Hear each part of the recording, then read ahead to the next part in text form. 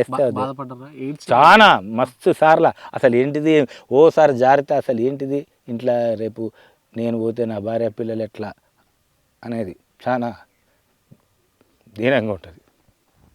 ఏడుపు వస్తుంది. ఏడుపు నిజం. ఈ వృత్తి చేసేటోళ్ళకి అందరికీ, నా ఒక్కరికే కాదు, ఇదైతే చాలా డేంజర్. ఇది బస్ డ్రైవరే కావచ్చు, ఆర్టీసీలనే కావచ్చు, లారీలు నడిపేటోళ్ళు కనుక ఇంటి నుంచి వెళ్ళి ఇంటికి తిరిగి వచ్చేంత వరకు వాడు రోడ్ మీద కరెక్ట్ ఈయనపోయినా కానీ ఎదుటోడు కూడా రోడ్ మీద కరెక్ట్ రావాలి. Same position. ఇప్పుడు మాదిగా అంతే, ఇంకా వేరే వృత్తులలో లేదు. ఈ ఒక డ్రైవర్లు ఈ గీతా కార్మికులదే ఉన్నది. ఇట్లా ఏది ఏ క్షణంలో ఏదైతే అది అవుతుందని చాలా డేంజర్ దాని ఇది.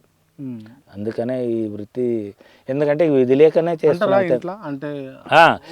వద్దు అని అంటే పని చూసుకో అంటే ఎంత వస్తుంది, ఎంత చూసుకున్నా ఏజీలు అయిపోయినాక ఏ పనికి పోయినా కొన్ని రోజులు వ్యవసాయం కూలీలకు పోతే కొన్ని రోజులే వస్తుంది కదా, మళ్ళీ రోజు గడవదు కదా. అవును, అదే వచ్చింది. ఇప్పుడు రోజు రెగ్యులర్గా వ్యవసాయం చేసేటోళ్ళకు వాళ్ళకు రెగ్యులర్ ఉంటారు. మేము 6 నెలలు వచ్చినాక 6 నెలలు ఇటు పోతే అప్పుడు పని కూడా దొరకదు, ఎవరు కూడా చేయని.